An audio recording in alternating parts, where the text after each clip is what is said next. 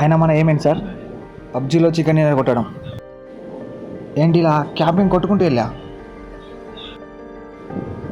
Dinner కొడితే సరిపోతుందా? గేమ్లో ఎంటర్టైన్మెంట్ అక్కర్లేదా?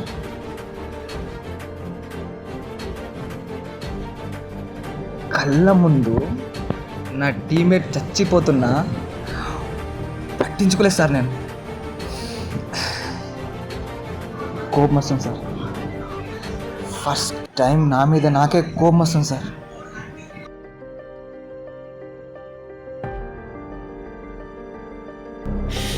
ఆ లడ్డులో డిన్నర్ కొడితే ఎంత, కొట్టపోతే ఎంత?